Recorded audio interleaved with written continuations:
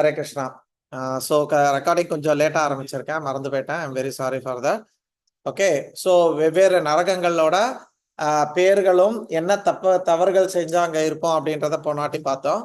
So இன்னைக்கு just ஒரு recap அதை பண்ணிட்டு இருந்தோம் இவ்வளோ நேரத்தில், இந்த 5 minutesல. அந்த நரகங்கள் எப்படி இருக்கும்ட்டு, ஒன்று வந்து பிளேடாக இருக்கும், செடிங்க அதை வந்து இது பண்ணுவாங்க. இன்னொன்னுத்துல வந்து மேலே மேலே தூக்கி தூக்கி கீழே போடுவாங்க, அது ஒன்று பார்த்தோம். அப்புறம் வந்து சாராயம் குடிச்சு வாழ்க்கையை நடத்தினவங்க வந்து தீப்பழம்பா இருக்கக்கூடியதை வந்து குடிக்க வைப்பாங்க. அதுக்கப்புறம் அந்த சாட்டையாலே அடிப்பாங்க, அது பார்த்தோம். அதுக்கப்புறம் நம்ம கோழி இதெல்லாம் சாப்பிட்டு இருந்தோம்னா அந்த கோழி மற்ற மிருகங்கள்லாம் அதை ஒரு இதுல இருப்போம், நம்ம அங்க வந்து நம்ம உட்காந்து அதுங்க நம்மளை சாப்பிடும், அது ஒண்ணு பாக்குறோம். அப்புறம் கிருமி போஜனத்துல புழுக்கள் நம்மளை சாப்பிடும் அப்படின்றத நம்ம பார்த்தோம். அப்புறம் இந்த வைதரணி நதியில வந்து ரத்தம், சீலு, மலம், மூத்திரம் அப்படின்றது மட்டும்தான் பார்த்தோம். அதுல வந்து வேற என்னெல்லாம் இருக்கும்னா நகம், அப்புறம் தலைமுடி, இந்த மாதிரி எல்லா வேஸ்டான விஷயங்களும் அங்க இருக்குமா. அத நதியில தான் நம்ம தங்கி இருக்கணுமா அந்த ஒரு பீரியட் வரைக்கும். நம்ம பண்ண கர்மத்துக்கு ஏற்ற மாதிரி அங்க கம்மியோ ஜாஸ்தியோ இருக்கணுமா. அங்க சாப்பாடே அப்புறம் அந்த ஐட்டம் தானா. எப்பா இன்னைக்கு கேட்டு பேஜாராயிட்டேன் நான், மத்த நரகத்தோட இதை கேட்டேன். ஓகே, ஸோ அங்க வந்து அந்த மலை தண்ணியும் மலத்தையும் தான் சாப்பிட்டு அங்க வந்து இருக்கணுமா அந்த தவறுகள் செஞ்சு. அதுதான் கோதானம் வந்து நம்மளை காப்பாற்றும் அந்த இடத்துல. ஓகே, ஸோ இன்னொரு இதுல தண்ணி இல்லாத ஒரு நரகத்துல விடுவாங்க அப்படின்னு பார்த்தோம். ஸோ இப்படி நரகத்துல நிறைய வெரைட்டிஸ்லாம் இருந்தது, அதை போன வாட்டி பார்த்தோம். இது எல்லாத்தையும் முடிச்சதுக்கு அப்புறம் ஆமா, ஸோ இது எல்லாத்தையும் பார்த்தோம். ஸோ லாஸ்ட் லைனை திருப்பி படிக்கிறவனுக்கு, மரித்தவனுக்காக நாள்தோறும் கொடுக்கப்படும் ஜீவன் இறந்த ஓராண்டு முடியும் நிலையில் அதன் பிண்ட சரீரம் நீங்கி திரும்பவும் அங்குஷ்ட அளவில் உள்ள புதிய ஊறு பெற்று ஒரு வன்னி மரத்தில் தங்கியிருந்த பின் அதன் கர்மானுசாரம் சரீரம் பெற யமக்கிரர்கள் அந்த ஜீவனை யமபுரிக்கு அழைத்து சென்று யம தர்பாரில் யமன் முன் நிறுத்துவார். ஸோ இந்த 1 yearல இந்த நரகம் ஃபுல்லா அனுபவிக்கிறாங்க. முடிச்சுட்டு திருப்பி அந்த வன்னி மரத்துல போய் விட்டுடுறாங்க. அங்க வந்து திருப்பி யமராஜன் முன்னாடி நிறுத்தி என்ன கொடுக்குறாங்க, கர்மானுசாரம் சரீரம். ஓகே, இனி அடுத்தது இப்ப நம்ம எப்படி இந்த மாதிரி உடல்கள் எடுக்கிறோம் அதை வாங்குறதுக்காக யமனுக்கு முன்னாடி போய் நிறுத்துறாங்க. இன்னையோட இதுக்கு ஆரம்பிக்கிறோம். ஓகே, இதெல்லாம் நேத்தியோட கிளாஸ். நீத்தார் கடன் கிரியைகள் எல் தர்பை ஆகியவை கொண்டு அமாவாசை, கிரகணம், மாத பிறப்பு, அயனங்கள் பிறக்கும் காலங்களில் தர்ப்பணம் செய்வோர் தனது தந்தை, அவரது தந்தை, அவரது தந்தை என்று 3 முன்னோர்களின் பெயரும் அவர்தம் மனைவியர் பெயரும் சொல்லி தர்ப்பணம் செய்வர். அப்பொழுது பிதாமக, பிறப்பிதாமக, பிதுர்பிதாமக என்றும் பிதாமகி, பிறப்பிதாமகி, பிதுர்பிதாமகி என்றும் அவரவர் பெயரை கூறி தர்ப்பணம் செய்வர். அதாவது தாத்தா, அப்பா, தாத்தா, கொள்ளு தாத்தா, அப்புறம் அவங்களோட பேரெல்லாம் சொல்லி தர்ப்பணம் பண்ணுவாங்க. எப்போ? அமாவாசை, கிரகணம், மாத பிறப்பு, அயனங்கள். அயனங்கள்னா என்னன்னு தெரியல, அயனங்கள் பிறக்கும் காலங்களில். அயனம்னா என்னது? அயனம் யாருக்கா தெரியுங்களா? அயனம் அயனம்ன்றது 6 months. உத்தராயணம், தட்சிணாயனம். அயனம் பறக்கக்கூடிய காலம்னா ஜனவரி 15 ஜூன் 15. ஓகே, ஸோ அதுவும் நம்ம நார்மல் இதில் கொண்டாடுவோம். நீங்க பார்த்தீங்கன்னா தெரியும், அது வந்து ஏதாவது ஒரு நாள் வரும் பாருங்க, நம்ம நார்மலாக கொண்டாடுறோம். பங்குனி உத்திரம் அந்த மாதிரிலாம் கொண்டாடுறோம்ல, அந்த மாதிரி ஒரு நாளாக வரும். அது நீங்க பார்த்தீங்கன்னா அயனம் நம்ம வந்து கொண்டாடிட்டு இருக்கோம். ஏகாதசி வராது. அது அயனம் வந்து தட்சிணாயனம், உத்தராயணம் 6 மாசத்துக்கு ஒரு வாட்டி. ஜனவரி 15 இருந்து பிப்ரவரி, மார்ச், ஏப்ரல், மே, ஜூன், ஜூலை 15க்கு தட்சிணாயனம் முடியும். சாரி, ஆமா இல்லையே, உத்தராயணம் முடியும். ஜூலை 15ல இருந்து ஜனவரி 15 வருஷம் தட்சிணாயனம்.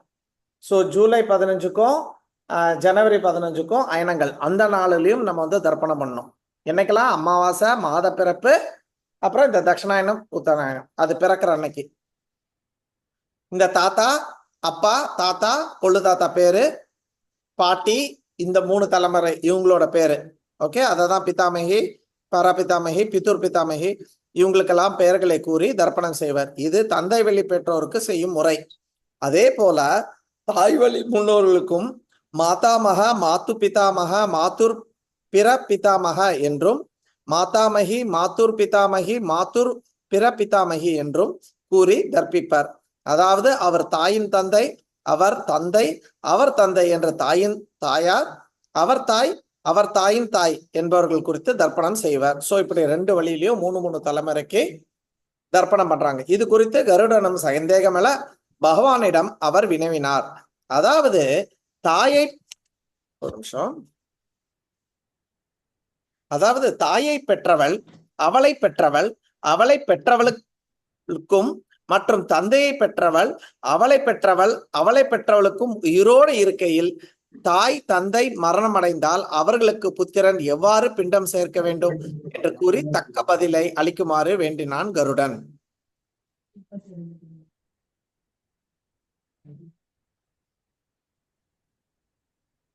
சோ இங்க தாத்தா பாட்டி எல்லாம் இருக்க, ஆனா அப்பா இல்லைன்னா அம்மா இறந்து போயிட்டாங்கன்னா அப்ப அவங்களுக்கு எப்படி தர்ப்பணம் பண்ணணும் அப்படின்னு கருடன் கேட்கிறாரு. அதற்கு பகவான், தாயின் தலைமுறை தந்தையின் தலைமுறையில் உயிருடன் இருப்பவர்களுக்கு மேலே 3 தலைமுறை பித்ருக்களின் பிண்டங்களோடு இறந்தவின் பிண்டத்தையும் சேர்க்க வேண்டும். எனவே பிண்டம் உண்ணும் பித்துர் 3, ஒரே பேரா தியாசர் 3, லேபகர் 3, பிண்டம் போடும் பந்தியில் வருவோன் ஒருவன். ஆக தந்தையின் மரபிற்கு 10 பேர் உள்ளனர். அந்த ஐயப்பாட்டுகளையும் பரந்தாமன் விளக்கி வைத்தார். கொஞ்சம் கஷ்டம்தான். ஓகே, அப்படி 10 பேர் வராங்களாம்.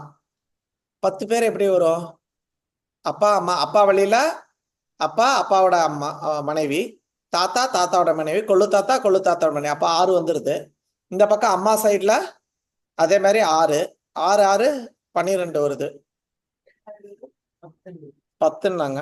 சரி, எனக்கு என்னவோ புரியல. ஓகே, தன் மகன் என்றும் மனைவி புத்திரன் என்றும் புதல்வர் 10 வகை என்பர். ஒருவன் பரத்தை மூலம் ஒரு மகனை பெற்றால் அவன் பெற்றோருக்கு கர்மம் செய்யலாமா? அவ்வாறு செய்தால் அது உலக ஏற்குமா?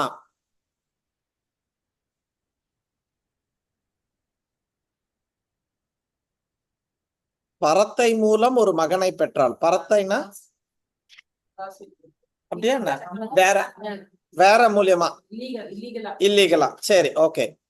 ஒருவனுக்கு பிள்ளை இல்லாமல் பெண் மட்டும் பிறந்து அந்த பெண்ணுக்கும் புத்திரன் இல்லாவிடில் அப்படிப்பட்டவர்களுடைய மரணத்துக்கு பின் கர்மத்தை யார் செய்யலாம் என்று விளக்குமாறு கருட பகவான் கேட்டார். அதற்கு ஒருவன் அவன் இல்லாளுக்கு பிறந்த புதல்வரின் முகத்தை கண்டுவிட்டால் புத் என்னும் நரகத்தை அடைய மாட்டான். அவ்வாறு தூய தம்பதியருக்கு புத்திரன் பிறந்தால் பித்ரு தேவர்கள் மகிழ்ச்சி அடைவர். ஒருவன் மரித்தால் அவனுக்கு தலைச்சன், அதாவது சீமந்த புத்திரன் எனப்படும் முதல் மகனே ஈமக்கிரைகளும் கர்மங்களையும் செய்ய கடவன். அவனுக்கே அவ்வுரிமை சாஸ்திரப்படி கொடுக்கப்பட்டுள்ளது.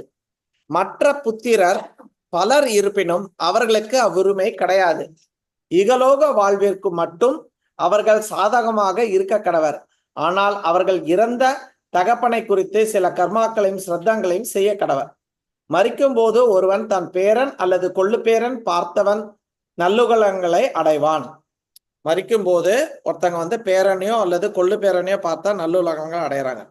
ஒருவன் ஒரு பெண்ணி உண்மையில் கன்னிகாதானம் மூலமாகவே வரதட்சணை போன்ற எந்த பொருளையும் வேண்டாமல் திருமணம் செய்து கொண்டு அதன் மூலம் அவனுக்கு ஒரு சத்புத்திரன் பிறந்தால் அப்புதல்வன் தன் குலத்து 21 தலைமுறையினரை கரையேற்றுவான்.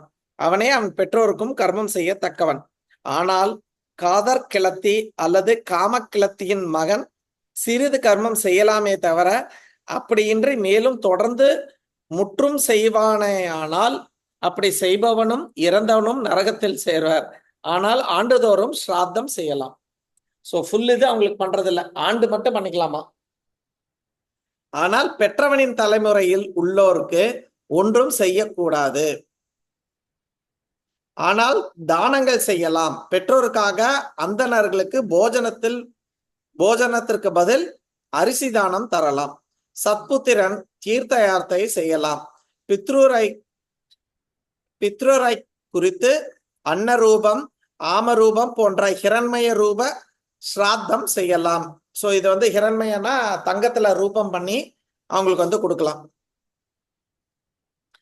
வேசி புத்திரனாயினும் தீர்த்த யாத்திரை செய்யலாம். அன்னரூபம் தவிர மற்ற ஸ்ராதங்கள் செய்யலாம். 4ஆம் வர்ணத்தினர், அதாவது 4வது வர்ணம்னா சூத்ரர், அன்னரூப ஸ்ராதம் செய்யலாம். செய்தவரும் உணவருந்திய அந்தணனும் பிதுர் தேவரும் நரகம் அடைவர். அதே போல வேசி மகன் ஸ்ராதம் செய்தாலும் அங்கு சாப்பிடுபவனும் பிதுர் தேவரும் மீளா நரகம் பூவர். சோ சூதரர் வீட்டுல போயிட்டு பிராமணர் உட்கார்ந்து சாப்பிட்டு எடுத்து இந்த பித்ரு இதெல்லாம் இது பண்ணி அந்த இதை சாப்பிட்டுட்டு இருந்தானா அவங்க எல்லாம் நரகம் போவாங்க. சோ அவங்க வந்து அரிசி தான் கொடுக்கணும், அங்க போய் சாப்பிடக்கூடாது போல. எனவே ஒருவன் தன் சாதி பெண்ணையே திருமணம் செய்து கொண்டு அவள் மூலம் சத்புத்திரனை பெற வேண்டும் என்று பகவான் கூறி முடித்தார். பூணூல் அணிவோர். பிராமண சத்திரிய வைஷ்யர் பூணூல் அணிவர். எனவே 5 வயது நிறந்தவர் பூணூல் அணிந்திருப்பினும் அணியாதிருப்பினும் இறப்பின் அதிக மந்திரங்கள் இன்றி 10 நாட்களுக்கு பிண்டம் போட வேண்டும். அப்படிப்பட்ட ஜீவன்களுக்கு உலகில் வாழ்க்கை சிறிதே, ஆகையினால் கிரியைகளும் குறைவு. 5 முதல் 12 வரை நிரம்பியவர் மரித்தால் விருட்சோகணம் முதலியவை செய்ய வேண்டும். ஆனால் சபிண்டீகரம் செய்ய வேண்டியதில்லை. பால், தயிர், வெல்லம் ஆகியவை கலந்து பிண்டம் போட வேண்டும்.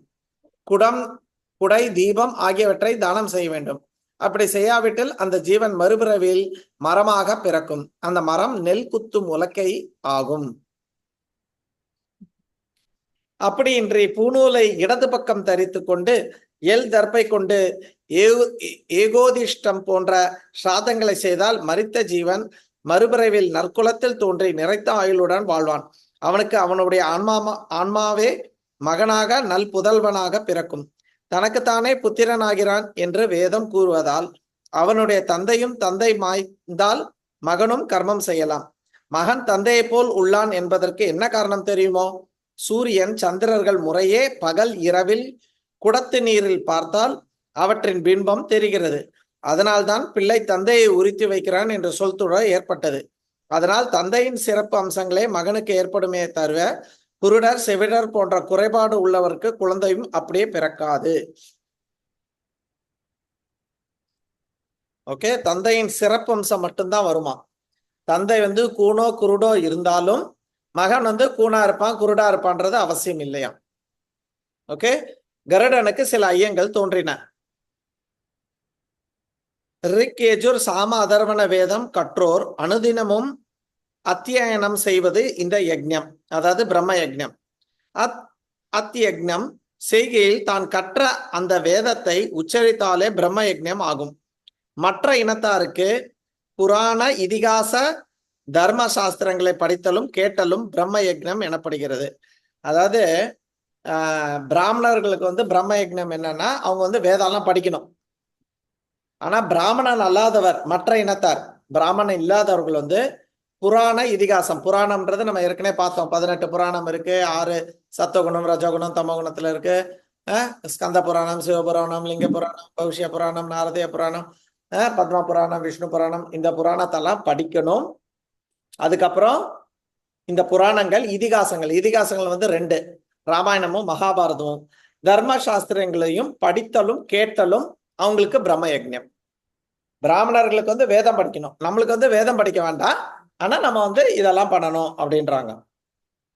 வர்ணாசிரம தர்மத்தில் முதல் 3 இனத்தவர் காலை, நண்பகல், மாலை ஆகிய 3 வேளைகளிலும் அந்தந்த நேரத்திற்குரிய மந்திரங்களுடன் சந்தியாவதனம் செய்ய வேண்டும். ஸோ பூணூல் போட்டுட்டு 3 வர்ணத்தர்ல இருக்காங்க, பிராமணர், சத்திரியர் அண்ட் வைஷ்யர். சூத்ரனுக்கு பூணூல் கிடையாது. இந்த 3 பேருமே காலையில, உச்சைக்கு அண்ட் சந்தியா வேலையில, ஈவினிங் 3 சந்தியிலையும் வந்து அவங்க வந்து மந்திரம் சந்தியாவதனம் பண்ணும். ஓகே, மற்றவர் உதயம் நீராடி சூரிய நமஸ்காரம் செய்து வணங்குவதும் அவரே மாலையில் செய்வதும் சந்தியாவதனம் ஆகும். மற்றவர்களுக்கு, சூதரர்களுக்கு காலையில எந்திரிச்சு குளிச்சு சூரியனை பார்த்தாவே அவங்க வந்து இது என்னது சந்தியாவதனத்துக்கு சமம். அதே மாதிரி ஈவினிங்கும். அடுத்தது தானம் தர்மங்கள். தான தர்மங்கள் என்ற இரண்டும் ஒன்றாகவே குறிப்பிடணும். தானம் என்பது வேற, தர்மம் என்பது வேறு. ஒரு பொருளை மனப்பூர்வமாக அதன் மீது பற்று வைக்காது பிறருக்கு அளிப்பது தானமாகும்.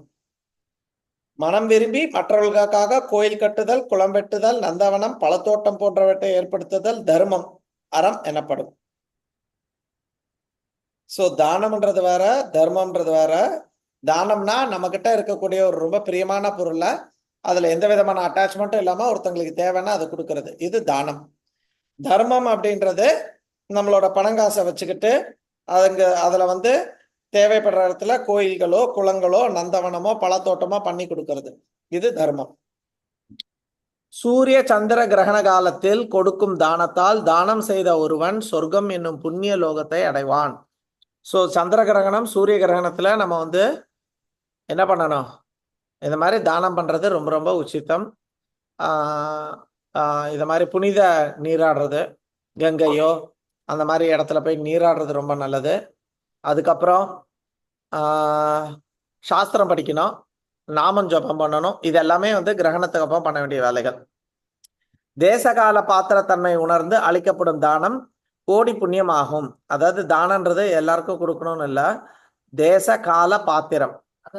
இன்னைக்கு சத்துவகுணத்துல பண்றது, இன்னைக்கு கூட பாதிக்கத்தில் இன்னைக்கு அந்த ஸ்லோகம் வைகுண்டபதி பிரபுக்கு எடுத்து கொடுத்தோம்.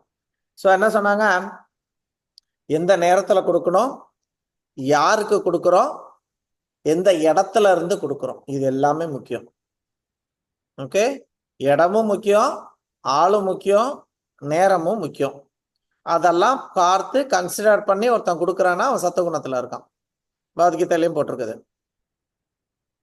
கோடி புண்ணியாகும். மற்ற உத்தராயண தட்சிணாயன புண்ணிய காலங்களில் செய்யும் தானம் அமாவாசை பௌர்ணமி அன்று செய்யப்படும் தானம் ஆகியவை விசேஷ பலனை அளிக்கும். ஸோ அமாவாசை கொடுக்கலாம், பௌர்ணமி கொடுக்கலாம், தட்சிணாயனம் உத்தராயண காலம் அந்த டைம்ல கொடுக்கறதும் விசேஷம். தானம் கொடுக்கும் வழிமுறை. தானம் கொடுப்பவர் கிழக்கு நோக்கி அமர்ந்து சங்கல்பம் செய்து தனது பெயர் கோத்திரம் முதலிய விவரங்களை கூறி அந்த தானத்தை ஒரு சத்பாத்திரத்துக்குன்னா நல்ல ஆட்களுக்கு அல்லது ஒரு உத்தமனுக்கு அளிக்க வேண்டும். சத்துனா நல்ல. ஓகே, ஸோ கிழக்கு ஈஸ்டர் நோக்கி உட்கார்ந்து சங்கல்பம் செய்யணும், நான் இந்த மாதிரி கொடுக்க போறேன் அப்படின்ட்டு செய்து தன்னோட பேரு கோத்திரம் எல்லாத்தையும் சொல்லி நான் வந்து இந்த இடத்துல இருந்துட்டு இந்த நேரத்துல இதை வந்து நான் கொடுக்குறேன் அப்படின்னு சொல்லிக்கிறது. உதாரணத்துக்கு கல்யாணம் பண்ணும்போதோ இல்லை யக்னம் பண்ணும்போதோ அப்போ கூட சங்கல்பம் பண்ணிப்பாங்க, இந்த மாதிரி நான் இந்த இடத்துல இருந்துட்டு நான் இதை வந்து பண்ண போறேன், இந்த யக்னையை வந்து பண்றேன், இந்த ஹோமத்தை வந்து பண்றேன் அப்படின்னு. பல்வகையான தானங்கள். தானங்களில் பருத்தி தானமே மகாதானமாகும். நன்னெறியில் நல்லொழுக்கத்தில் வேதங்களை கற்று வாழ்ந்து வரும் அந்தணர்களுக்கு அணியும் பூநூலுக்கு பருத்தியே காரணமாகும். வாழும் ஜீவன்களின் மானத்தை காக்க அணியும் ஆடைகளும் பருத்தியே பயனாகும். பருத்தி தானம் செய்வதால் பிரமாதி தேவர்கள் யாரும் தெரியல திருப்தி அடைவர்.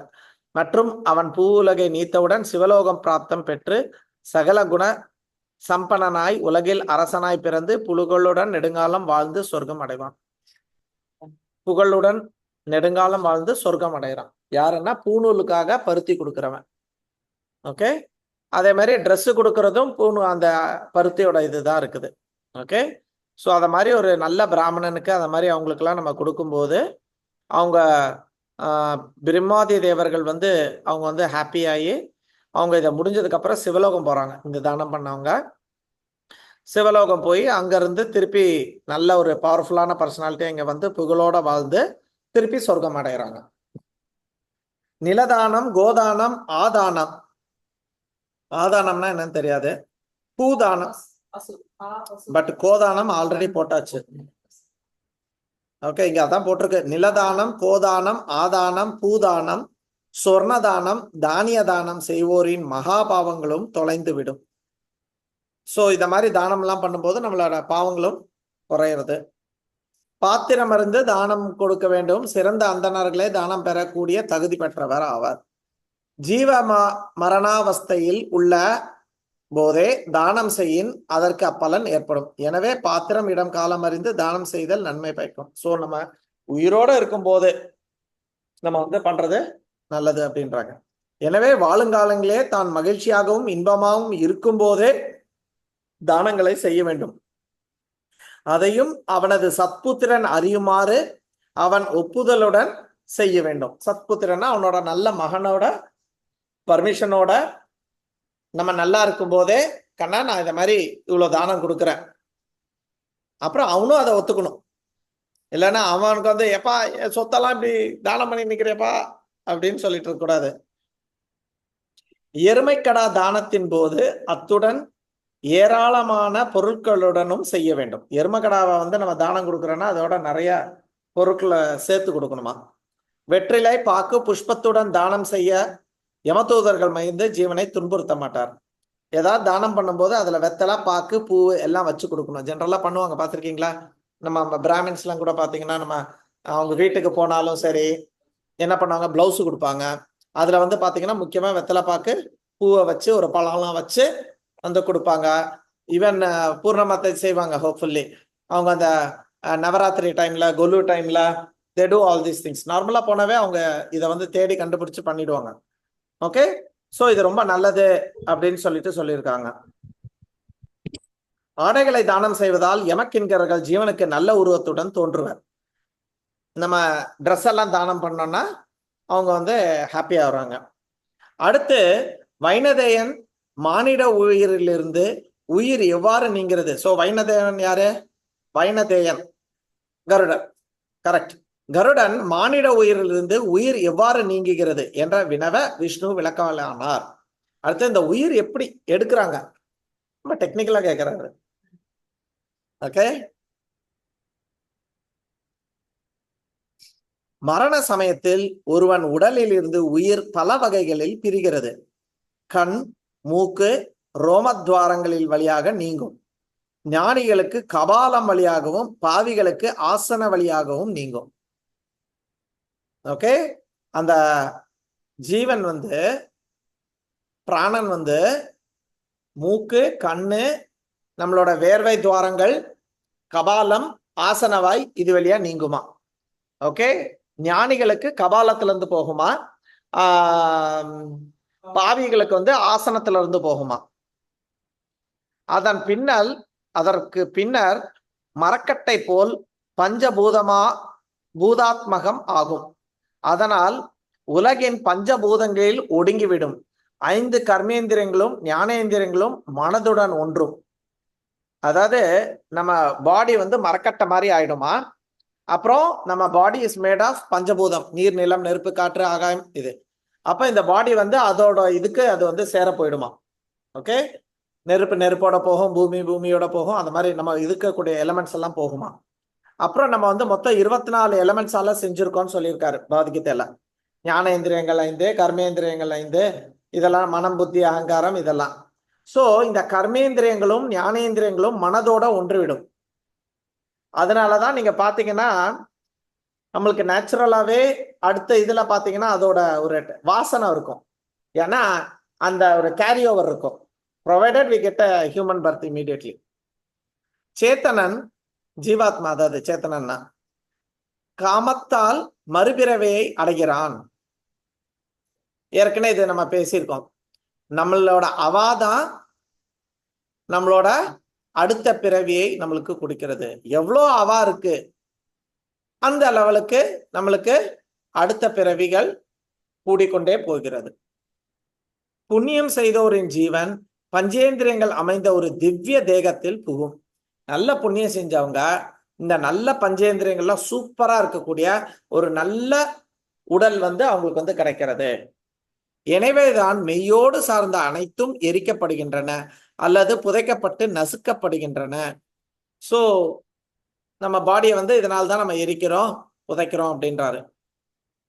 மாயையோட கூடிய உடல் அனைத்து உயிர்களுக்கும் உறுதியானதாகும்.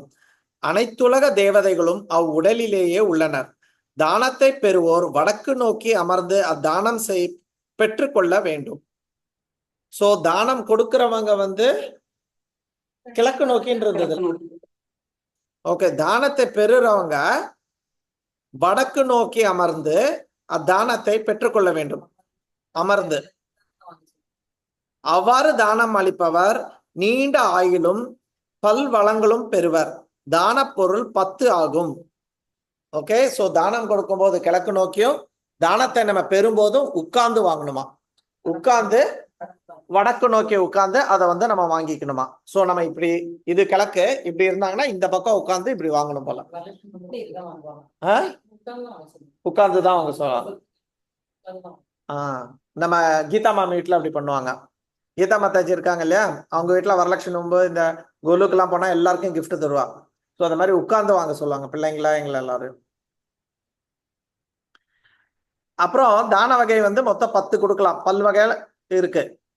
கனகா, ஸ்ரக்தி, லானகா, தாசிர தாசிரதமஹி கிருத்துஹ, கன்யாச கபில தேனு, மகா தாளாலி வைத்தசக. அதாவது பொன், குதிரை, எல், யானை, தாசி, தேர், நிலம், வீடு, கன்னி, கருப்பு பசு, இதெல்லாம் மிகவும் மகத்தானது. ஓகேவா? தேவதைகள், குரு, அந்தனர், தாய், தந்தையர் ஆகியோருக்கு கொடுப்பதாக கூறிய தானத்தை அளிக்காவிட்டால் குலம் நாசம் ஏற்படும். அதாவது தேவதைகளுக்கு நான் ஏதாவது கொடுக்குறேன் அப்படின்னு நீ முடிவு பண்ணியிருந்தாலும், குருக்கு நீ கொடுக்குறேன்னு சொல்லிட்டு முடிவு பண்ணியிருந்தாலும், அந்தனர் பிராமணருக்கு, தாய் தந்தையருக்கு கொடுக்கறதுன்னு நீ சொல்லியிருந்தா, இது எல்லாத்தையும் அதாவது அவங்க பேர்ல நம்ம ஏதாவது கொடுக்குறோன்னு சொல்லியிருப்போம், அதெல்லாம் கொடுக்கலன்னா குலநாசம் நடக்கும். ஸோ அதனால அந்த கடனை இதை யாரும் வச்சுக்காதீங்க. அதே மாதிரி பிரதிபலனை எதிர்பார்த்து செய்யும் தானம் பலிக்காது. ஸோ எந்த விதமான பலனையும் எதிர்பார்க்காமல் செய்யுங்க. இதுதான் சத்துவகுணத்துல சொல்லுவாங்க. சத்துவகுணத்துல we have to do the தானம் as a matter of duty. அது உன்னோட டியூட்டி. இதுக்கு வந்து தனியா ஒரு பெரிய அவார்ட்லாம் தர முடியாது. அது உன்னோட டியூட்டி, அப்படி செய்யணும். ரஜோகுணத்துல இருக்கிறவங்க வந்து புகழுக்காக பண்ணுவாங்க, பலனை எதிர்பார்த்து பண்ணுவாங்க. இதெல்லாம் வந்து தமோகுணம் ரஜோகுணத்துல இருக்கு. சோ இங்க வந்து பலனை எதிர்பார்க்காம செய்யணும்ன்றாங்க. ஏன் பண்றோன்னே தெரியாம பண்றாங்க. ஓகே, மேற்கூறியவாறு செய்யப்படும் தானங்கள் கோடி பலனை தரவல்லவை மற்றும் கௌதமி, கங்கையை, பிரயாகை போன்ற புண்ணிய தீர்த்தங்களில் தலங்களில் அளிக்கப்படும் தானங்கள் சிறந்த பலன். சோ இப்ப யாருக்கு கொடுக்கணும்? அந்தனருக்கு கொடுக்கணும், பிராமணர்களுக்கு இது கொடுக்கணும். அப்புறம் என்ன கொடுக்கணும்னு பார்த்தோம். கன்னி கொடுக்கலாம், எள்ளு கொடுக்கலாம், தானியங்கள் கொடுக்கலாம், குதிரை, யானை இதெல்லாம் கொடுக்கலாம், வீடு, நிலம் அதெல்லாம் கொடுக்கலாம், நாகை, கன்னிகை கொடுக்கலாம், வேசி எல்லாம் கொடுக்கலாம். அடுத்தது எப்ப கொடுக்கலாம்? ஏற்கனவே நம்ம பார்த்திருக்கோம். இல்ல இப்பதான் வருது. என்னைக்கு? கௌதமி, கங்கை, பிரயாகை போன்ற புண்ணிய தீர்த்தங்கள் இத மாதிரி ஒரு நல்ல இடத்துல போய் கொடுக்கறது இன்னும் விசேஷம் அப்படின்றாங்க. பிராயச்சித்தம், பாவங்கள் செய்தவன் அதற்கான பரிகாரத்தை செய்வதே பிராயச்சித்தம் ஆகும். பிராயச்சித்தம்னா நம்ம ஒரு பாவத்தை பண்ணிட்டோம், தெரிஞ்சோ தெரியாமலையோ, சோ அதுக்கு ஒரு பிராயச்சித்தம் பண்ணிக்கிறோம். ஒரு அந்தணனை கொல்வது மிகப்பெரிய பாவமாகும். இந்த பாவத்தை செய்தவன் இலைகள், சருகுகள் உறைந்த உலர்ந்த புல் ஆகியவற்றால் குடிசை வெய்து அதில் 12 மாத காலம் வசிக்க வேண்டும், அல்லது மலையிலிருந்து கீழே குதித்து தற்கொலை செய்து கொள்ள வேண்டும், அல்லது சாகும் வரை உண்ணாவிரதம் இருக்க வேண்டும், மற்றும் நீரில் மூழ்கி இறந்தாலும் தீக்குளித்தலும் பிராயச்சித்தம் ஆகும். ஒரு அந்தணனை கொல்லிட்டீங்கன்னா நம்ம வந்து 12 மாசம் ஒரு குடிசையில சருகுகள்ல உட்காந்து நம்ம வந்து இருக்கணும். அப்படி இல்லைன்னா மலையிலிருந்து கீழே குதிக்கணும், இல்லைன்னா தண்ணிக்குள்ள மூழ்கணும், இல்லைன்னா சாகர வரைக்கும் உண்ணாவிரதம் இருக்கணும். இந்த மாதிரி சொல்றாங்க. சில சமயம் அந்தணருக்கு உணவளித்தலும் சாதாரண தண்டனையாக அமைவதுண்டு. கங்கை, யமுனை, சரஸ்வதி சந்திக்கும் திரிவேணி சங்கம் எனப்படும் புனித தலத்தில் 3 இரவு 3 பகல் நீராடி உபவாசம் இருத்தலும் பாவத்திற்கு பரிகாரம் அல்லது பிராயச்சித்தமாகும். ஸோ இதே நம்ம வந்து கங்கை, யமுனை, சரஸ்வதி இதெல்லாம் சங்கமிக்கிற இடத்துல நம்ம வந்து விரதம்லாம் இருந்து குளிச்சு எடுத்து நம்ம உபவாசம்லாம் இருந்து பண்ணாலும் இதுக்கு வந்து பிராயச்சித்தம் ஆகும். தங்கத்தை திருடும் அந்தணனுக்கு, அதாவது தங்கத்தை திருடின அந்தணன் மன்னன் கதையால் அடித்து 12 ஆண்டுகள் குடிசையில் வாழ்வதும் ஒரு பிராயச்சித்தமாகும். ஒரு குடிகாரனுக்கு சூடான பால், நெய் அல்லது கோமியம் கொடுத்து குடிக்க செய்தல் பிராயச்சித்தமாகும். தங்கத்தை திருடின மன்னன் கதையால 12 ஆண்டுகள் குடிசையில வாழணுமா, அடித்து குடிசையில வாழணுமா? ஆமா, அந்தணன். ஆமா, தங்கத்தை திருடி அந்தணன். அந்தணன்னா பிராமணனா? ஓகே, சோ மற்றவங்களுக்கு இது கிடையாது. அவங்க வந்து என்ன பண்ணலாம், இன்னொன்னு வந்து குடிகாரனுக்கு வந்து சூடான பால், நெய், கோமியம் கொடுத்து குடிக்க செய்தல். அப்படின்னா நம்ம யாருக்காவது குடிகாரனுக்கு கொடுத்து பார்க்கணும் என்ன ஆகுதுன்ட்டு. சூடான பால், நெய் அல்லது கோமியம் கொடுத்து. கணவன் செய்த பாவங்களுக்கு அவனது கற்புக்கரசியான மனைவியை உடன்கட்டை ஏற்றுவது பிராயச்சித்தமாகும். பிரேத ஜன்மம் ஆவியால் ஏற்படும் துன்பங்கள், துயரங்கள் நீங்கிட அது பற்றி பெரியோர்களிடம் தெரிவித்து அவர்கள் கூறும் தர்ம விதிகளின்படி அரசு தென்னை மரம், மா, செண்பகம் போன்ற மரங்களை வைத்து பயிர் செய்யலாம், நந்தவனம் அமைக்கலாம். ஓகே, ஸோ அவங்களோட துயர் நீக்க, நம்மளோட பித்ருக்களுக்கு இந்த மாதிரி சங்கடம்லாம், பிரேத இதெல்லாம் சங்கடம்லாம் நீக்கணும்னா நம்ம வந்து தென்னை, மா, பழம், செண்பகம் இதெல்லாமே கூட வைக்கலாம். நாங்கள் இன்னைக்கு பிரண்டை வச்சோம். ஓகே, தென்னை மரம் இனிமேல் வைக்கணும். மற்ற பசுக்களுக்கு மேய்ச்சல் நிலம் அமைத்தல், அந்தணர்களுக்கு பூதானம் செய்தல், நீர்நிலைகள் ஏற்படுத்தல், மேலும் பாகவத கைங்கரியங்களை செய்யலாம். அதாவது பசுக்கு மேய்ச்சல் நிலம் கொடுக்கலாம், அந்தணருக்கு பூதானம் செய்யலாம், பூ கொடுக்கலாம். பூதானம்னா பூ தான் இல்ல. அப்புறம் நீர்நிலைகள், குளம் வெட்டி எல்லாம் கொடுக்கலாம். பகவத் கைங்கரியம், பகவானோட கைங்கரியம் ஏதாவது செய்யலாம். பாகவத கைங்கரியங்கள், பக்தர்களுக்கு ஏதாவது செய்யலாம். ஊக்கமுடன் தான தர்மங்களை செய்து தோஷ பரிகாரம் பெற்று இன்புறலாம். ஊக்கத்தோட செய்யணும் தான தர்மம், சந்தோஷமா. ஐயோ இவனுங்க வந்துட்டானுங்களா, இவனுங்களுக்கெல்லாம் இனி இவ்வளவு கொடுக்கணுமா அப்படின்னு இல்லாம உற்சாகத்தோட கொடுக்கணும். அதன் மூலம் பிரேத ஜென்மம் நீங்கிட குலவிளங்க புத்திர சந்தானமும் ஏற்படும். ஸோ இப்படி நம்ம தான தர்மங்கள் பண்ணும்போது அந்த மூதாதையர்களுக்கு வந்து பிரேத ஜென்மம் நீங்கி நம்மளோட குலம் வந்து விளங்க, சந்ததிகள் வந்து பிறக்குமா. ஓகேவா. புண்ணிய காலங்களில் புண்ணிய ஸ்தலங்களில் பித்ருக்களை முன்னிட்டு செய்யப்படும் தான தர்மங்கள், மாதா, பிதா, குரு ஆகியோர் ஆசியால் தான தர்மங்கள் பயனை ஒருவன் பெறலாம். ஸோ நல்ல காலங்கள்ல, நல்ல இடங்கள்ல, கரெக்டான ஆட்களுக்கு பெரியோர்கள், அதாவது மாதா, பிதா, குரு இவங்களெல்லாம் மனசுல நினைச்சுட்டு அவங்களோட இதோட நம்ம தான தர்மங்கள் கொடுத்தா இந்த மாதிரி நல்ல பலன்கள் நம்மளுக்கு வந்து கிடைக்கும் அப்படின்றாங்க. துர்மரண பலன். துர்மரணம்னா அனாவசியமான நார்மல் டெத் இல்லாம சூசைடு, இந்த மாதிரி ஆக்சிடென்ட், அது மாதிரிலாம். மரணத்தில் துர்மரணம் என்பது யாது? அது நேரடியின் செய்ய வேண்டிய கர்மம் பற்றி கூறுமாறு கருடன் பகவானை கேட்கிறார். ஸோ மாதிரி துர்மரணம் அடைஞ்சவங்களுக்கு வேற ஏதாவது ஸ்பெஷலா இருக்கா அப்படின்னு சொல்லி கேட்கிறார். யாம் இதுவரையில் இயற்கையாக ஏற்படும் மரணம் பற்றியும் அதற்கான கர்மம் செய்யும் முறைகளை பற்றியும் விளக்கினோம். இனி முதல் துர்மரணம் என்பது யாது என்பதை பார்ப்போம். இயற்கையாக ஒருவன் மரணம் அடையாது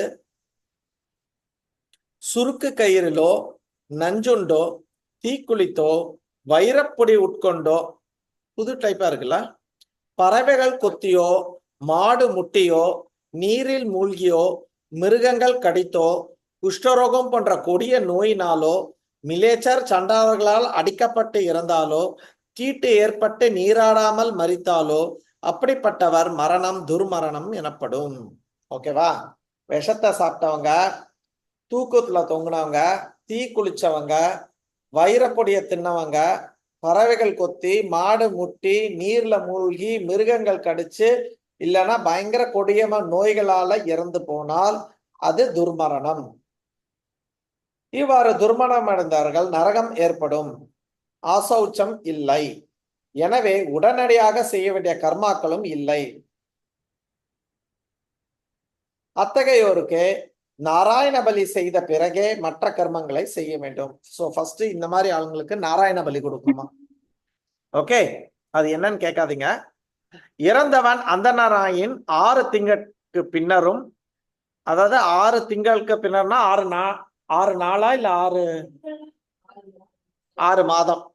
சோ இந்த மாதிரி இறந்து போன ஒரு பிராமணனா இருக்கும் பட்சத்தில் 6 மாசத்துக்கு அப்புறம், சத்திரையா இருந்தா 2 மாசத்துக்கு கழித்து, வைசியரா இருந்தா 15 நாட்களுக்கு பின்னும், ஓகே, மற்றவர்களுக்கு உடனேயும் கர்மங்கள் செய்ய வேண்டும். சூத்திரனா இருந்தா உடனே செய்யணும்.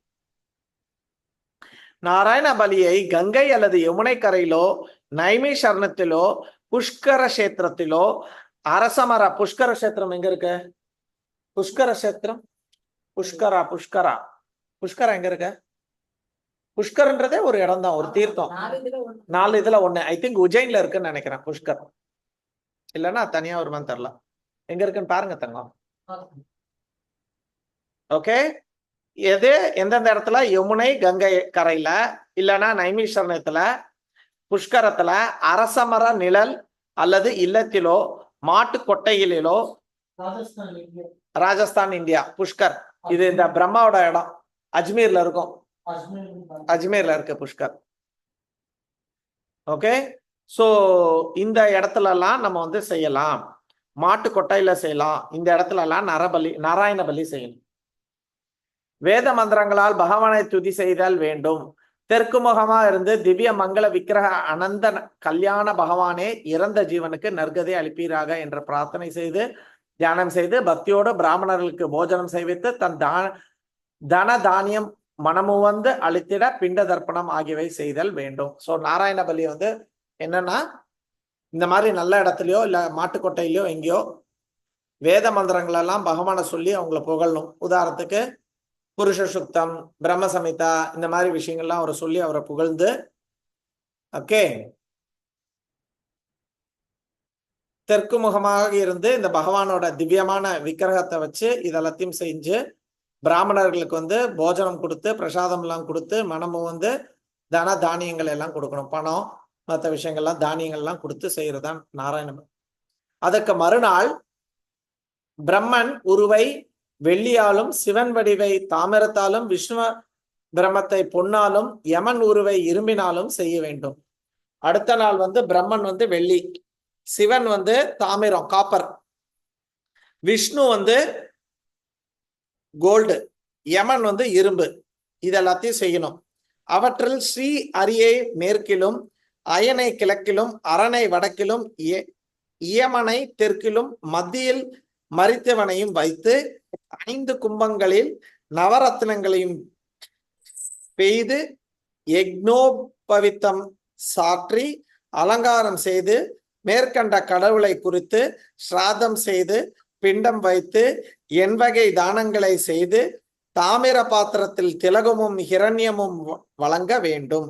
மேலும் ருக்வேதம் உணர்ந்தார்க்கு பயிருடன் கூடிய பூமிதானம், யஜுர்வேதம் அறிந்தார்க்கு பசு கன்றையும், சாமவேதர்களுக்கு சம்பா நெல்லும் அளிக்க வேண்டும். இதெல்லாம் நம்ம கண்டிப்பா ரொம்ப ரொம்ப கஷ்டம். மற்றும் 360 பலாச இலைகளின் காம்பினால் இறந்தவன் போன்ற பிரதமை செய்ய வேண்டும். பலாச இலைன்னா பலாப்பழ இலை இருக்கலாம்னு நினைக்கிறேன், தெரியல. பலாசானா என்னன்னு தெரியல. இந்த இலையோட காம்புல வச்சு அந்த இறந்தவனோட பொம்மை மாதிரி பண்ணணும். திருமால் அந்த 360 காம்புகள் ஏன் என்று விளக்கலாம். ஏன் அந்த மாதிரி 360 அப்படின்ட்டு? பலாச இலை காம்புகளில் 40 தலைகளும், 10 கழுகுகளும், 20 மார்புகளும் மற்றும் 20 வயிறுகளும், 100 இரு கைகளும் 20 இருக்கும், 100 தொடைகளும், 30 முழங்கால்களும், 4 பால்குறிகளும், 6 புட்டங்களும், 10 கால்களுமாக வைத்து அமைக்க வேண்டும். மேலும் தலைக்கும் தேங்காயும், பஞ்சபாத்திரங்கள் முகத்துக்கும், வாழைப்பழம் நாக்குக்கும், எள் பூ மூக்கிற்கும், எள் காதுக்கும், தாமரை தண்டு நரம்புகளுக்கும், அன்னம் தசைகளுக்கும், தேன் இரத்தத்துக்கும், சவரி மயிருக்கும், மான் தோலுக்கும், குன்றிமணி ஸ்தனப்பிரதங்களுக்கும், தாமரைப்பூ நாபிக்கும், பனங்காய்கள் விருட்சங்களுக்கும் வைத்து பூக்கள், சந்தனம் ஆகியவற்றால் அலங்கரித்து சாஸ்திரப்படி கர்மாவை செய்ய வேண்டும். இந்த மாதிரி இந்தந்த இடத்துல அந்த இதெல்லாம் வைக்கணும் அந்த பொம்மை மேல. மேற்கண்டவாறு ஸ்ரத்தையுடன் அனைத்து கர்மங்களையும் செய்தால் துர்மரணம் அடைந்தவன் நற்கதியை பெறுவான். அவ்வாறு கர்மங்கள் செய்யும் புதல்வனுக்கு தீட்டு 10 நாட்களும், மற்ற தாயாதிகளுக்கு 3 நாட்களும் அசௌச்சம் உண்டு.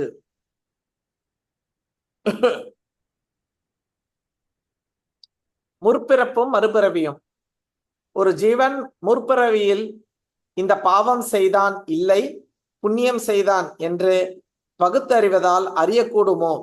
பாவம் செய்தவனை தண்டிக்க எமனை தவிர வேறு யாரேனும் உண்டோ என்ற விவரங்கள் அடியேன் கூறுமாறு அருள வேண்டுகிறேன். ஸோ இப்போ அடுத்தது கருடன் வந்து என்ன கேட்கிறாரு, ஒரு ஜீவனை பார்த்து இது முன்னால நல்ல புண்ணியம் செஞ்ச ஆத்மா, இது பாவம் செஞ்ச ஆத்மா அப்படின்றத தெரியுமா? அதே மாதிரி இந்த பாவ புண்ணியங்களுக்கு, முக்கியமா பாவங்களுக்கு யமனை தவிர வேற யாராவது தண்டனை கொடுப்பாங்களா அப்படின்னு சொல்லிட்டு கருடன் வந்து கேட்கிறாரு. அதற்கு நாராயணர், ஒருவன் யாரும் அறியாதவாறு பாவம் செய்யின் அவனை யமன் தண்டிப்பான். ஓகே, யாரும் தெரியாம அதற்கான பிராயச்சித்தம் எதுவும் அவன் செய்யாது இருப்பேன் அவன் யமலோகத்தில் நரகவாசம் அனுபவித்து தின்னம். கண்டிப்பாக, அதாவது நம்ம ஒரு பாவத்தை பண்ணிட்டு அதுக்குண்டான ஒரு தண்டனை நம்ம அனுபவிக்காம இருக்கிற பட்சத்தில் யமன் கண்டிப்பாக நரகத்துல அந்த தண்டனையை நம்மளுக்கு கொடுக்குறாங்க. சோ யாருக்கு இங்க நம்ம நிறைய பேர் நினைச்சுக்கிறாங்க டாக்ஸ் கட்டல, நான் அதை பண்ணல இதை பண்ணல தப்பிச்சிட்டேன்ட்டு. ஆனா யமன் அதெல்லாத்தையும் வச்சிருக்கிறாரு. ஓகே,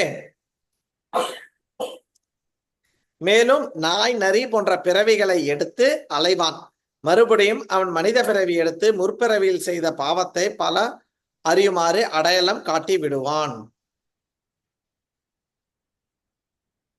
சோ இதுக்கு வந்து அவன் வந்து யமனால தண்டிக்கவும் படுறான். அதற்கப்புறம் என்ன ஆகுது, அதுக்கப்புறம் நாய் நரி மாதிரி மர மிருகங்கள்லாம் எடுத்து திருப்பி மனுஷ ஜென்மம் எடுக்கும்போது பலரும் அறிகிற மாதிரி அதை அடையாளம் காட்டுவானா. சோ நம்மளுக்கு ஒரு விஷயம் நடக்குது அப்படின்னு சொன்னான்னா, நம்மளுக்கு ஒரு விஷயம் நடக்குதுன்னா ஓ இதனாலதான் அப்படின்னு நம்ம மத்தவங்க அறிகிற மாதிரி அது நம்மளுக்கு கிடைக்குமா? நம்ம யாரும் தெரியாம தப்பு செஞ்சிருந்தா கூட அதுக்கு நம்ம உண்டான பிராயச்சித்தம் பண்ணியிருந்தா பரவாயில்ல, பிராயச்சித்தம் பண்ணலாம் கண்டிப்பா இதெல்லாம் நடக்கும். பேச முடியாமல் நெஞ்சடைப்புடையவன் முற்பிறவியில் பொய் சொல்லி நரக வேதனை அடைந்தவன் என்று அறியலாம். ஒருத்தனுக்கு பேச முடியாம நெஞ்ச அடைச்சு இருக்கிறான்னா அவன் வந்து முற்பிறவில நிறைய பொய்ய சொல்லி இருக்கான் அப்படின்னு அர்த்தம். சுரபி விஷயத்தில் இழிவான செயல் புரிந்தவன், சுரபி விஷய பசு, பிறர் வீட்டுக்கு தீயிட்டவன் மூங்கையான பிறவி எடுத்திருப்பான். மூங்கையான பிறவினா எனக்கு தெரியல.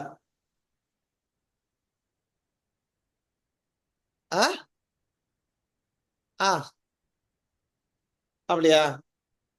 சரி, சுரபி விஷயத்துல பசுக்கும் வீட்டுக்கும் தீ வச்சவன் வந்து இந்த மாதிரி. பிரம்மஹத்திய தோஷம் செய்தவன் குஷ்டரோகியாக பிறந்திருப்பான். மதுபானம் செய்தவன் புழுக்களிடையே பற்களை பெற்றிருப்பான். புழுக்களுடைய பற்களை பெற்றிருப்பான். புழு பல்லு இருக்கும் இல்லையா ஒரு சிலருக்கு, அவங்க வந்து மதுபானம் செஞ்சவனா இதுக்கு முன்னாடி சாராயம் காய்ச்சிட்டு இருந்திருக்கான். ஓகே, பிரம்மஹத்திய தோஷம் தெரிஞ்சவங்களுக்கு குஷ்டரோகம் வருமா. தங்கம் திருடியவன் புழுநெளியும் நரகத்தில் தொழிலாளியாக இருந்திருப்பான் என அறியலாம். தங்கத்தை திருடினவனுக்கு புலி நெளியும் நரகத்தில் தொழிலாளியாக இருந்திருப்பான். விகாரமான உருவில் பிறந்திருப்பான். பிறவியில் குரு பத்தினியின் கற்பை கெடுத்தவனாவான். ரொம்ப கோரமான ரூபம் இருக்கு, நம்ம குரு பத்தினி கிட்ட நம்ம தப்பா நடந்துக்கிறோம்னு அர்த்தம். சண்டாள பிறவி எடுத்தவன் முற்பிறவியில் பரஸ்திரியை கூடியவன் ஆவான். முற்பிறவியில் உலோகபியாக இருந்தவன் தற்போது ஏழையாக பிறந்திருப்பான். சோ சண்டாளத்துல வந்து பிறந்திருக்கிறான்னா பல ஸ்திரீகளையோட கூடி இருந்திருக்கான், அதனால அவன் இந்த ஜென்மத்துல சண்டாள பிறவி கிடைக்குது. அப்புறம் ரொம்ப ஏழையா பிறக்கிறதுக்கு உலோகபின்னா என்னன்னு தெரியல. உலோபினா கஞ்சனா, கஞ்சனாக இருந்தவன் அடுத்த ஜென்மத்துல ஏழையாக பிறக்கிறான். இவ்வாறு முப்பிறவியில் பாவம் செய்தவர் வாழ்க்கை இப்பிறவியில் அமைந்திருப்பதை வைத்து நம் காணலாம். சோ இந்த ஜென்மத்துல அவன் ஏழையா இருக்கனா முன் ஜென்மத்துல ரொம்ப கஞ்சனா இருந்திருக்கான்னு அர்த்தம். வர்ணாசிரம முறையில் கடைநிலையாருக்கும் புரோகிதனாய் இருந்தவன் பன்றியாய் பிறந்திருப்பான்.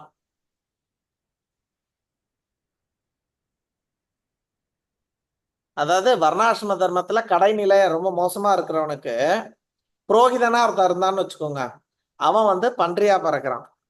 அதனால்தான் இந்த பிராமண இது வந்து ரொம்ப டேஞ்சரஸ்ன்னு சொல்லுவாங்க. இந்த புரோகிதம் பண்றாங்கல்ல இந்த என்ன சொல்றது, இந்த இந்த ஈமக்கறிகள்லாம் கூட பண்ணி வைக்கிறாங்கல்ல, அதெல்லாம் ஆக்சுவலி ஒரு குவாலிட்டியான ஆட்களுக்கு எல்லாம் பண்ணல அப்படின்னா அவங்களுக்கும் பயங்கர பாதிப்பு ஏற்படும்.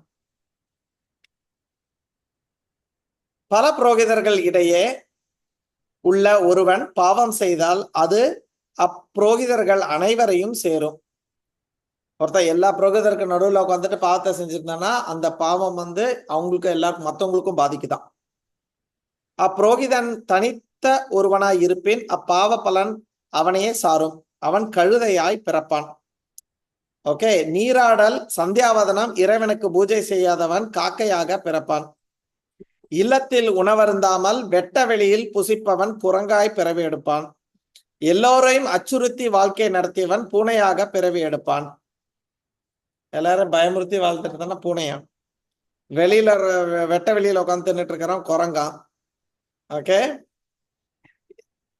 அந்தனருக்கு அவர்கள் அறியா வண்ணம் தீய பதார்த்தங்களை கொடுத்தவனும் கண்ட பெண்ணை கூடி மகிழ்ச்சியுற்ற அந்தணனும் வண்டி இழுக்கும் எருதாக இருப்பார். இதெல்லாமே அந்தணனுக்கு சொல்லிட்டு இருக்காங்க.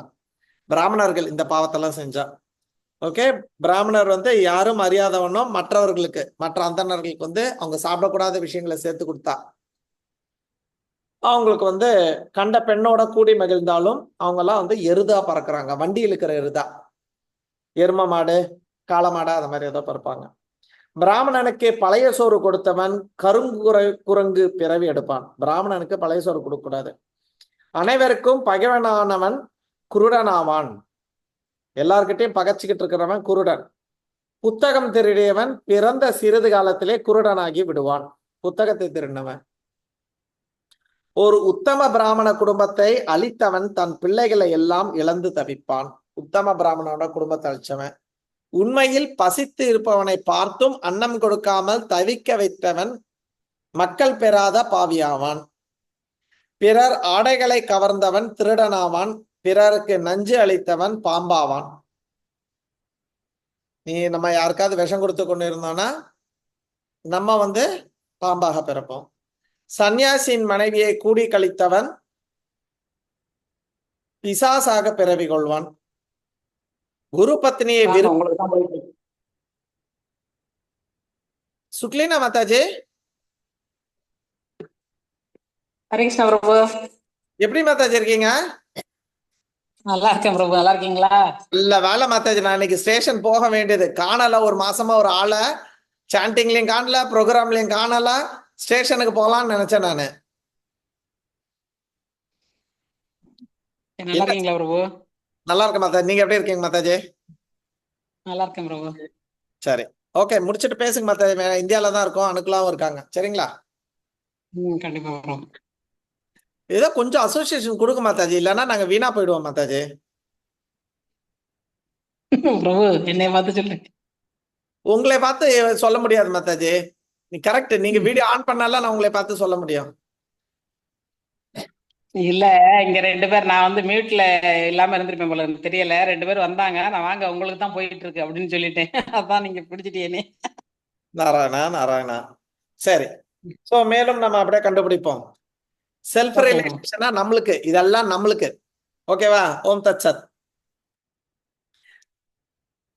ஓகே, இப்போ பூனைய யார் பறக்கிறா? எல்லாரையும் மிரட்டி பண்றான். வெளியில வச்சு சாப்பிட்றவன் குரங்கா போறான். புத்தகத்தை திருடினவன் குருடனா போகிறான். அதுக்கப்புறம் குரு பத்னிய விரும்புறவன் ஓனானா போறான். சன்னியாசியோட மனைவியை விரும்பினவன் பிசாசா போறான். அப்புறம்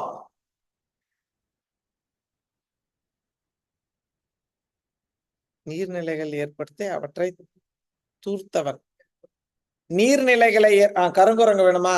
பிராமணனுக்கு பழைய சோறு கொடுத்தவன் கருங்குரங்கான். இனிமேல் உசாரா போடுங்கப்பா.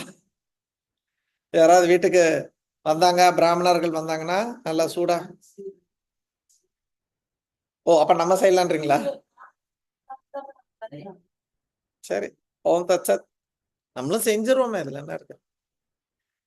பிற ஆடைகளை கவர்ந்தவன் திருடன், நஞ்சு அளித்தவன் பாம்பு. இதெல்லாம் பார்த்தோம். ஓகே, அடுத்தது நீர்நிலைகளை ஏற்படுத்தி அதை நாசம் பண்ணவன் மீனா போறான். ஏன்னா அது திருப்பி அதை கிளீன் பண்றான். சூப்பர்ல அது. நீர்நிலைகளா இப்ப நிறைய பேர் பாத்தீங்கன்னா அதுல ஒண்ணு கடிக்கிறாங்க, அதுல ஆய கழுவுறாங்க, அந்த மாதிரி எல்லாம் பண்ணிட்டு இருக்காங்க. ஆக்சுவலி விக்ரம் பிரபு எப்பவுமே சொல்லுவாரு, இது பண்ணக்கூடாது.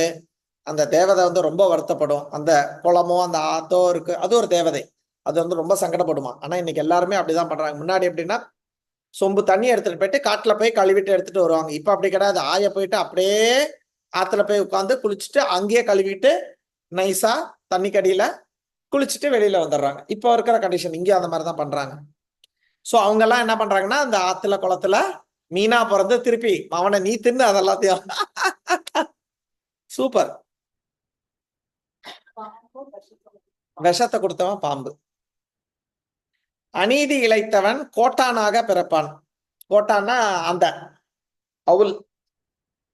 ஏகோதிஷ்டம் சாப்பிட்டவன் நாயாகவும். ஏகோதிஷ்டம்னா என்னன்னு தெரியல. பூர்ணமாதாஜி தெரியுமா? ஏகோதிஷ்டன் திஷ்டம். அது மிச்ச மீதி கெட்டு போனது. ஓ என்னம்மா? அதான் அப்படியா? கரெக்டா தப்பா சொல்லிட்டேனா? தெரியல. நீங்க இந்த மாதிரி சொல்றீங்க. தருணிதா என்ன சொல்றாங்கன்னா ஸ்ராதத்தை கொடுத்ததை எவனாவது ஒருத்தன் எடுத்து தின்னா அப்படின்றாங்க. ஓகே, எதுவா இருந்தாலும் பழசு கெட்டு போனது இருந்தாலும் சரி, இதுவா இருந்தாலும் சரி, அவங்கெல்லாம் நாயாகவும். ஈதலை தடுத்தவன் நரியாகவும். யாராவது தானம் கொடுக்க வந்தவன தடுத்தது வந்து நரியாகவும். அரச குடும்ப பெண்ணை கூடி மகிழ்ந்தவன் இலிகுலத்து பிறப்பும் அடைவான். வேதியருக்கு தோஷம் கற்பித்தவன் ஆடாக பிறப்பான். வேதியர்களுக்கு தோஷம் கற்பித்தவன். வேதியர்னா யாரு? வேத வல்லுநர்களா? அவங்களுக்கு தோஷத்தை கற்பித்தவன் மீன்ஸ் தப்பு தப்பா பாடம் சொல்லி கொடுத்தானோ அவன் வந்து ஆடா பிறப்பான்னு போட்டிருக்க. பூத்தும் காய்த்தும் குலுங்கும் மரத்தை வெட்டியவன் எதற்கும் தகுதியற்றவனாவன். சோ பூத்து குலுங்குற காய்கறி மரத்தை வந்து வெட்டக்கூடாது. நறுமண பொருட்களை திருடியவன் துர்நாற்றம் உடையவனாக பிறப்பான். பிறர் பொருளை இச்சித்து ஆமா, பிறர் பொருளை இச்சித்து கவர்ந்தவன் புழு கிருமி போன்ற இழிந்த பிறவியை அடைகிறான். யமன் நரகத்துக்கு யமன் நகரத்துக்கு ஜீவன் செல்லும் வழியில் சீல் ரத்தம் மற்றும் முதலை போன்ற மிருகங்களும் நிறைந்த வைத்திரணி நதி உள்ளது. அதில் உள்ள நீர் உருக்கிய நெய்யென பெருக்கெடுத்து ஓடிக்கொண்டிருக்கும். பெரும் பாவிகளுக்கு அந்நதியே நீராடுவதற்குரியதாகும். இதுவரையில் சொல்லப்பட்ட பாவங்களையும் மற்ற பல பாவகாரியங்களையும் செய்ததற்கு இந்த நதியில் மூழ்கி பெரும் துயரம் அடைவர். சோ திருப்பி இங்க நரகத்துக்கு கொஞ்சம் வைத்திரணி நதியை ஒன்ஸ் மோர் சொல்றாரு. ஓகே,